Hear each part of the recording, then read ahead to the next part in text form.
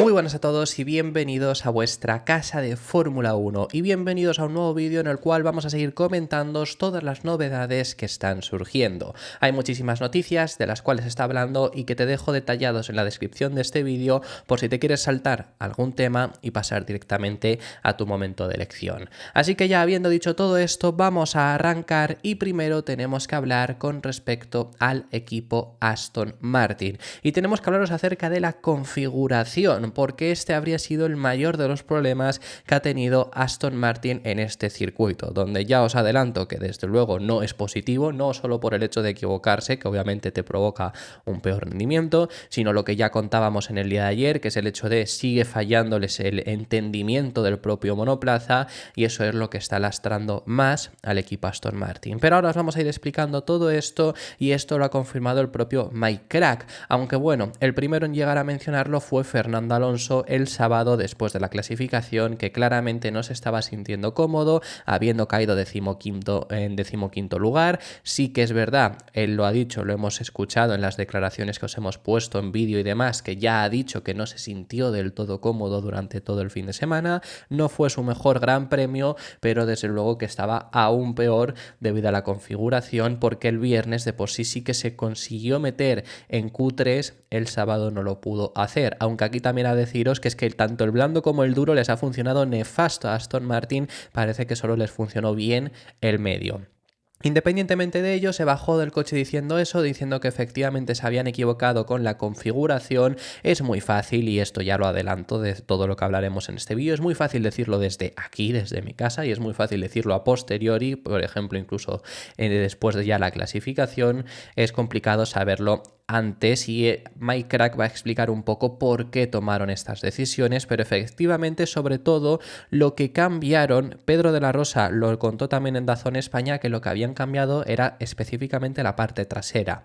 Sobre todo el alerón era el cambio más importante, habían cambiado la configuración, pero también algunos retoques en la suspensión trasera, tratando de conseguir más carga aerodinámica. Esto lo aporta Mike Krack. Ese es el objetivo que estuvieron realizando, aportar más carga aerodinámica, porque lo que se habían dado cuenta tanto en la quali al sprint como en la carrera al sprint es que el coche les deslizaba mucho, que aquí lo único a decir es que les deslizaba a todos. Entonces quizá aquí estuvo el problema de no entender ese coche, porque pensaron que era un problema suyo y realmente no era un problema suyo, sino era un problema de la pista en general, que el viernes estaba aún más verde, ya el domingo estuvo un poco mejor. Pero como les deslizaba mucho el coche, lo que comenta Mike Krack es que tuvieron que elegir entre el alerón que llevaron nuevo, de menor carga aerodinámica y que era específico de circuito, el cual se recogía en el documento de la FIA, o poner el alerón antiguo, el alerón que aportaba más carga aerodinámica, y esto es lo que hicieron. Pusieron ese alerón que ya habían puesto en otros grandes premios, pero como ya sabemos, no funciona todo lo que te ha funcionado en otro circuito si lo llevas a otro. No tiene por qué funcionar, porque cada circuito tiene sus características. En este caso ellos pensaron que era lo mejor para tratar de que deslizara menos, poder aportar una mejor gestión de neumáticos y, en definitiva, conseguir tener un mejor ritmo en vuelta, aunque perjudicaras en recta. Esto era la teoría, lo que pasa es que no aportó demasiado beneficio a una vuelta, como ya lo sabemos, de por sí en clasificación cayendo ambos en Q2, en sí en la propia vuelta en carrera tampoco es que aportase mucha mejoría al alerón antiguo, y encima provocó que fuese mucho más difícil completar los adelantamientos, viéndose que realmente había potencial en ese coche, potencial para ser el quinto equipo nada más, es decir, no habría ganado a Mercedes, pero sí, partiendo decimoquinto, ya sabemos, lo explicaremos ahora en este vídeo también, pero que podría haber optado incluso por el octavo lugar finalmente en carrera, se acabó conformando con el noveno, que bueno, no está del todo mal, pero sobre todo el punto negativo estuvo en que no eran capaces de pasar al Alpine, no eran capaces de pasar a un Ocon, que estaba marcando la segunda mejor velocidad punta de todo el Gran Premio, mientras que Alonso estaba por debajo del top 10 por ese alerón que le pusieron, y al final provocó pues esa dificultad, lo que hizo solo conseguir ser noveno. noveno. Fue más una decisión que se tomó basada en el comportamiento de los neumáticos. Así que si tienes mucho deslizamiento, busca más carga aerodinámica en contra de la velocidad punta. Y esa es una discusión permanente en la oficina. Los pilotos tienen sus opiniones porque tienen que tratar de adelantar, y hemos hecho esa elección. Si empezáramos de nuevo, tal vez la elección sería diferente, que eso es lo que os digo, es muy fácil verlo después, por supuesto, y verlo ahora martes desde mi casa, pero es difícil verlo el sábado cuando tienes que tomar la decisión en Miami. Pero creo que la selección del alerón final no fue el factor decisivo, que ahora os hablaremos de esto, pero esto también lo ha comentado el propio Mike Krack, que Alonso se los había avisado, no el hecho de que tuviera una bola mágica y supiese que esta configuración iba a ser peor, porque si eso lo hubiera dicho Alonso no se la ponen, es decir, Alonso también aceptó esta configuración a ciegas también, por supuesto, sin saber cómo iba a funcionar, desde luego que acabaron fallando, pero lo que sí que avisó Alonso es que si ponían más carga aerodinámica les iba a ser más difícil adelantar, y específicamente los equipos, los pilotos que les iba a ser más difícil adelantar son los que marcaron mejores velocidades puntas, que nos los encontramos en Alpine, que fue el coche con el que se estuvo peleando Alonso toda la carrera, y en Williams, porque estos dos son los coches con mayor velocidad punta, que consiguen alcanzar unas velocidades puntas mayores, y esto quiero recalcarlo también porque lo he visto en redes sociales de alguien preguntándose, oye, pero el Alpine no era el peor motor, y sí. El Alpine era el peor motor. Entonces se preguntaba la gente si el Alpine es el peor motor y Aston Martin tiene esta velocidad punta, y es que luego hay que añadir una cosa. La velocidad punta no se consigue solo por el motor, se consigue por muchas cosas. El motor te da una velocidad punta máxima, ideal, pero luego tú aportas carga aerodinámica. Cuanta mayor carga aerodinámica tengas, mayor resistencia aerodinámica tienes. Este era el problema que tenía el Aston Martin el año pasado, que incluso tratando de quitar la máxima carga aerodinámica posible, seguía generando mucha carga aerodinámica. En este año no les pasa eso, pero si tienes un alerón de mayor carga aerodinámica, llegas a una velocidad punta menor. Alpine trata de optimizar siempre esa velocidad punta, teniendo un motor que no es el más rápido, pero consigue unos niveles similares porque tienen menos carga aerodinámica, por tanto menos resistencia aerodinámica, y por eso siempre son de los más fuertes. Al final, cuando tienes un coche lento tienes que intentar buscar, bueno, es lo normal, hay veces que no se consigue y luego pues te provoca que en general te cueste más, pero tienes que tratar de optimizar en un aspecto, en un área. Esto es algo que hace Williams muy bien. Al final ellos no tienen un coche muy fuerte, lo optimizan en velocidad punta. Tienen el mismo motor que Mercedes, que McLaren o que Aston, pero siempre alcanzan mejores velocidades puntas, porque al final es mejor ganar. Si tienes que optar por un único sitio, lo normal es que es mejor si ganar más velocidad simplemente por tener el pedal a fondo, que sea por curvas, que ahí depende luego mucho más del piloto. Entonces esto le pasa al Alpine. Al Alpine buscan mayor velocidad punta tratando de reducir la carga aerodinámica. En esta ocasión, en este circuito les venía bien porque desde luego que hay tres rectas largas, hay otros circuitos donde no les vendrá tan bien, han conseguido dar progresos, pero bueno, que quería especificaros por esto. Un ejemplo muy claro es que el motor que mejor va, el motor que parece que es mejor, es el Honda. Todos estaríamos de acuerdo, ¿no? Red Bull marca una de las velocidades puntas más altas, pero por potencia, según lo que nos comenta la FIA, es que el mejor motor, el que tiene más potencia, es el Ferrari. Y esto luego, al final, ¿qué motor es el que más potencia tiene? Lo vemos normalmente seguro en Monza.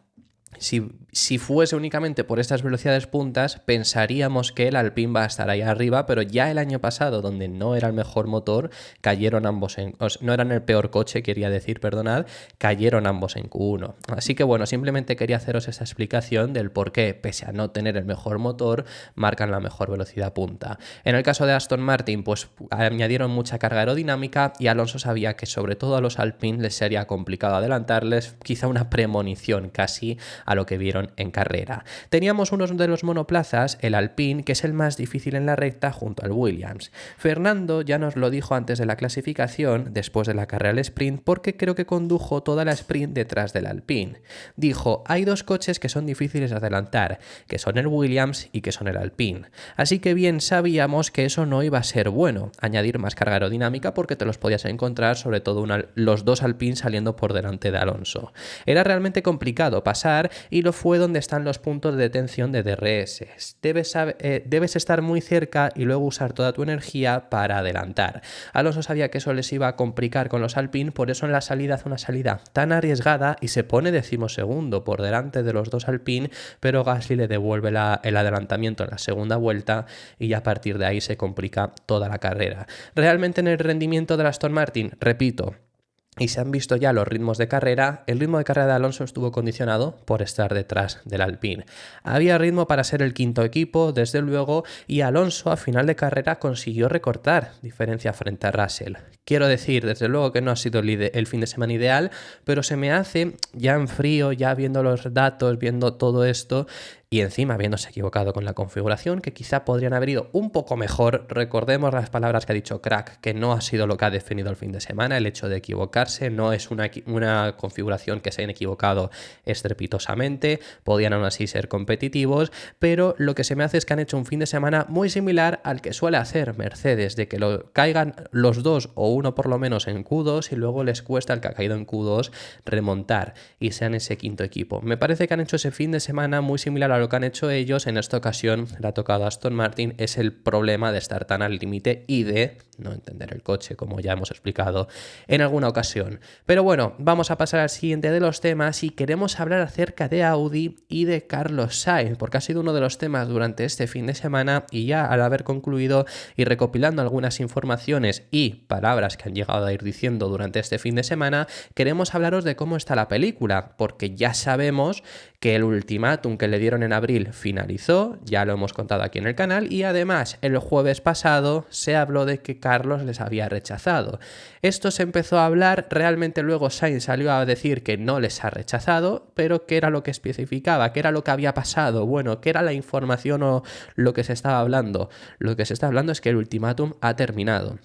Audi puede buscar otros pilotos, por supuesto, y esto ya Sainz lo sabe, pero Carlos los tiene como una opción en el caso de no conseguir los huecos que él está buscando por los que él ha apostado. Pero el hueco en Audi sigue.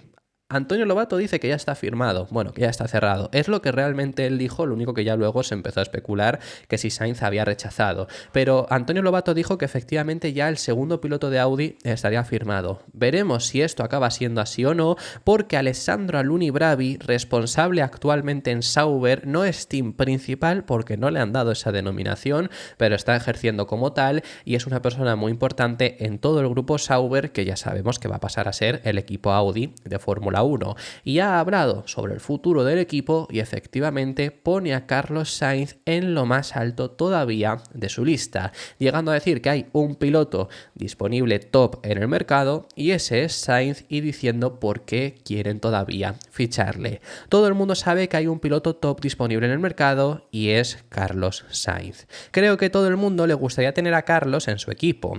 Es uno de los mejores pilotos y se muestra extremadamente maduro. Es buen piloto para desarrollar el coche, para dirigir el equipo en el desarrollo, pero al mismo tiempo muy consistente, muy fuerte tanto en clasificación como en carrera, y creo que Ferrari tiene una de las mejores duplas de pilotos. Creo que no ha podido haber mejor descripción de Carlos Sainz y al final esos son los motivos por los que Audi, pese a que se haya terminado ese ultimátum, sigue con la intención de poder llegar a fichar a Carlos Sainz. Lo que se reportó desde Alemania, antes de que desde España diésemos una información que ha salido el propio Carlos a desmentirlo, lo que decían en Alemania es que habían ampliado ese ultimátum estos 15 primeros días.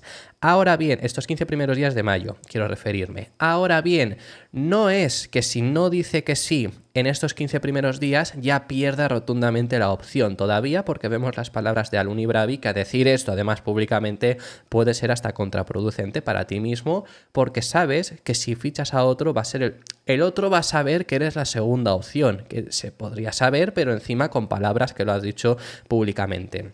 La cosa es que si en estos 15 primeros días Carlos no decía que sí, lo que se informaba en Alemania es que a partir de ahí ya van a empezar a negociar en serio con otros pilotos. Y digo en serio porque ya hay negociaciones, por supuesto, pero ya en serio para tratar de ficharlos. Y ya Sainz tendría ahí el tiempo suficiente, el tiempo entre que consigan o no fichar a otro piloto para optar a fichar por Audi o irse a otro equipo. Lo que está intentando Carlos Sainz es fichar por Red Bull. Bull o por Mercedes. Esta es la información que ha habido, se ha informado no solo desde España esto, sino desde otros países, desde Gran Bretaña y demás, es lo que está tratando de conseguir. Carlos públicamente sigue insistiendo en que habla con todos, y esto desde luego que es así, pero su intención es ir a por los mejores equipos. Si consigues el hueco en Red Bull, que por ahora recordemos que hay un hueco y que los pilotos tratan de meterse ahí, por eso salen las informaciones, hay un hueco porque Checo no está renovado y el de Verstappen sigue fluctuando un poco,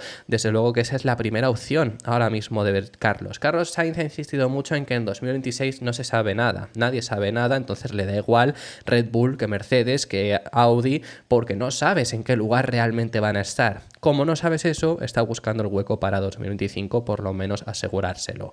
Si no puede ser Red Bull, la siguiente opción será Mercedes, que también lo está intentando, y si no, así sucesivamente. Sí que seguramente la de Audi sea la tercera opción, pero es lo que está tratando de hacer, por eso está retrasándolo todo. Y esto, además, desde Audi lo saben. Esto Alessandro Alunni Bravi confirma que sabe que efectivamente el mercado se está moviendo mucho y que todo el mundo está tratando de fichar a los mejores pilotos posibles y marcharse al mejor equipo. Algo que han contado interesante y no es lo que se está reportando, no es la información que se está diciendo, pero es lo que ha dicho también Alessandro Alunni Bravi, es que sabiendo esto también no tienen prisa. Esto es lo que me sorprende, porque lo que se ha reportado es que Audi sí que tiene prisa. Bueno, esto se ve claramente si estás poniendo un ultimátum en abril a Carlos Sainz, que tiene sentido que quieras tener cuanto antes posible tu dupla de pilotos, pero sí que esto lo comentaban desde Red Bull, que les extrañaba que un equipo que no está ni siquiera en la parrilla ahora mismo sea quien está tratando de meter prisa al mercado de pilotos. Parece que sí que tienen prisa, pero lo que dice Alessandro Alunni Bravi es que después de ya haber tenido cerrado a Nico Hülkenberg y tener confirmado a un piloto que, oye, es un muy buen piloto, incluso si fuese para liderar el proyecto, para hacerlo crecer por lo menos en los primeros años, sería buen piloto. Nico Hülkenberg no es un piloto el más top de la parrilla, tampoco lo es Carlos Sainz, pero porque ahí tenemos a tres pilotos que destacan mucho, que son Verstappen, Hamilton y Alonso. Luego hay un escalón más abajo donde especialmente pues estarán Leclerc, estará Norris, estará Russell, y también ahí quizás se puede encontrar Carlos Sainz, desde luego que yo creo que sí. Pero desde luego que Nico Hülkenberg no está en esos escalones, aunque podría ser un piloto muy bueno para liderar un proyecto que está empezando, desde luego. Por ese motivo es por el que ahora dice que no tiene prisa, pese a que se esté informando que sí, y pueden esperar a ver si Carlos acaba decidiendo, mientras ellos todavía también negocian con otros pilotos. También sabemos que el mercado de pilotos no depende solo de nosotros, depende de diferentes factores y hay muchos equipos que están negociando sus alineaciones. Nosotros tenemos varias opciones para nuestro equipo. Una de las que se ha informado más es Esteban Ocon, que podrían estar interesados en él, así que bueno, veremos qué pasa si no ficha a Carlos Sainz. También otro es Checo sería antes que Esteban Ocon, pero claro, Checo depende de que salga de Red Bull, así que bueno, eso dependerá, veremos quién acaba recalando en Audi. Sigue diciendo, dijeron que había 14 pilotos libres en China, ahora dicen que son 13 porque nosotros confirmamos a Nico. Seguimos evaluando todo, pero ahora que ya tenemos a Nico no tenemos ninguna prisa por tomar una decisión. Todavía estamos en el principio de todo. Y tenemos que hablaros acerca de lo que fue este Gran Premio de Miami para un Lewis Hamilton que acabó muy contento después de conseguir el mejor resultado que ha tenido en toda esta temporada. Hasta ahora su mejor resultado era un 7º puesto que lo logró en el primer Gran Premio en Bahrein, aunque su mejor resultado no es el mejor resultado de Mercedes porque ese mismo fin de semana en Bahrein Russell quedó en 5º lugar. A partir de entonces siempre ha sido 9º o abandono, que fue en Australia. No había logrado conseguir una mejor posición que el 9º lugar hasta este fin de semana, que ha quedado 6º. Sobre todo ha acabado ha acabado Lewis Hamilton muy contento porque tuvo un rendimiento bueno, superior a su compañero de equipo por primera vez en todo el año. En carrera hasta ahora no había sido capaz de superarlo, en clasificación no lo ha sido ni siquiera contando este fin de semana. Solo hay una clasificación que haya quedado por delante, que fue la quali al sprint de China, pero como no cuenta para esa estadística no se puede contabilizar, pero hasta ahora no ha estado nunca por delante suya hasta este fin de semana, que hay que deciros que efectivamente Hamilton tuvo un rendimiento bastante bueno, muy bueno con los duros, mejor que con los medios su compañero, que tenían una estrategia diferente, y luego cuando él puso los medios muchísimo mejor mejor que su compañero con los duros que estaba en ese momento. Además, Hamilton logró ser sexto, pero durante un determinado momento de la carrera estuvo peleando con Checo, que Checo llevaba los duros en ese momento, incluso atacándole, no pudiendo adelantar porque estaba siendo muy difícil adelantar, pero sí que consiguiendo atacarle, y eso le motivó bastante a Lewis Hamilton, que ya al final siempre es lo que decimos, que la sensación es que Hamilton, más ahora que no va a seguir con Mercedes, entonces no le importa en sí cómo evolucione este coche, cuando tenga opción de pelear por algo más, activa el chip de 7 veces campeón del mundo, uno de los mejores de la historia, y desde luego que lo demuestra.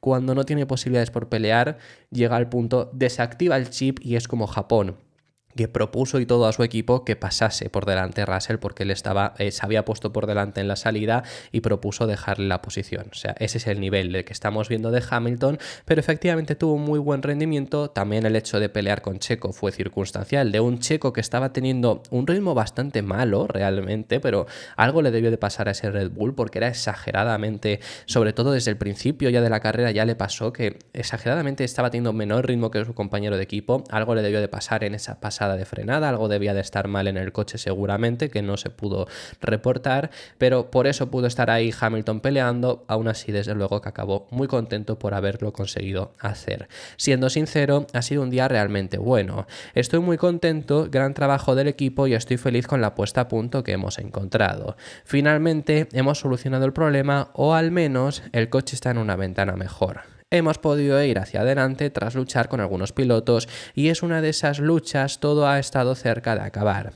Hemos podido aguantar el ritmo de un Red Bull al final y se ha sentido genial al ver a uno de estos coches y también a un Ferrari desde algo más cerca. Pero sí, sigue siendo realmente duro. Al final acabó con una diferencia bastante grande contra Checo, pero es lo que os digo, fue un momento de carrera, pero ya le sirvió para motivarse, así que esperemos ver todavía más ocasiones a este Lewis Hamilton. Dos noticias rápidas y finalizamos. Lo primero es que se informa desde Turquía que están confiados en completar su regreso a Fórmula 1.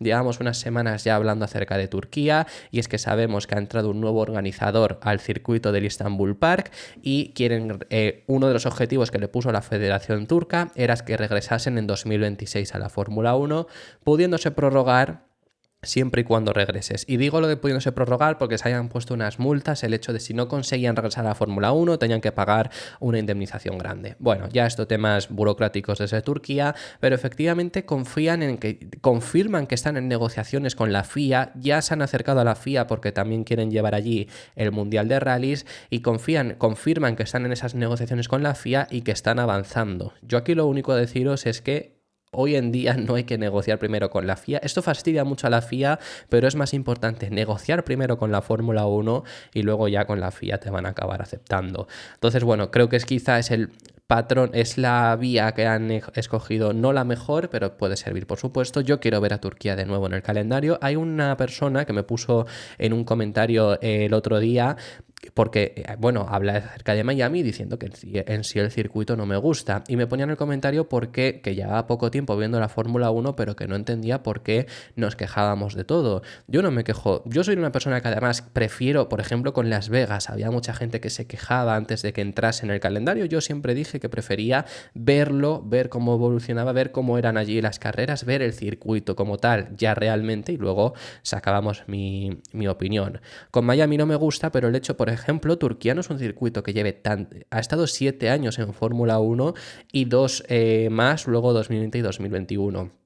Podrías decir, no es un circuito clásico que digas, bueno, está por historia más que otra cosa, pero es que es un circuito que el hecho es que tiene personalidad, tiene su personalidad. No es como Miami, es un circuito plano, es un circuito muy básico, es un circuito que dibujas con una línea y ya está, además fácilmente, que se les ocurrió en un parking de un estadio de fútbol americano. Turquía es un circuito, el de Istanbul Park es un circuito de verdad, es un circuito que está hecho de Hermann Tilke, que tanto se le critica, pero que realmente también hace buenas cosas, por supuesto, es un buen diseñador, siempre y cuando le des las posibilidades para hacerlo también, y que tiene la curva, creo que era la 8, 9, 10 y 11, que son 4 curvas con 4 vértices de izquierdas, buenísima. Desde luego que es un circuito que a mí me gusta y que me encantaría volver a ver en el calendario, así que veremos si finalmente acaban consiguiendo el regreso. Lo que se informa es que sí. Lo último a comentaros, lo último a confirmaros, bueno, lo último a indicaros que se está informando es con respecto al sistema de puntos. Y ya en China fue uno de los temas a hablar porque la semana siguiente tuvo lugar la comisión de la Fórmula 1 y se aplazó la decisión porque querían evaluarlo, querían estudiarlo y querían ver cómo podría cambiar en sí la Fórmula 1 el sistema de puntuación.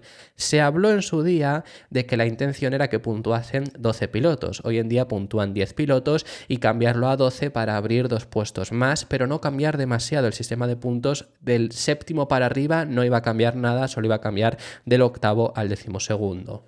Se informa ahora que se está proponiendo que puntúen todos los pilotos y esto ya sí que haría que cambiase mucho más el sistema de puntos, pero que puntúen todos los pilotos que acaben. Bueno, no sé cómo lo llevarían eso, pero seguramente que todos los pilotos que acaben o consigan obtener puntos. Del primero al 20º, si acaban todos los pilotos, podrían obtener puntos.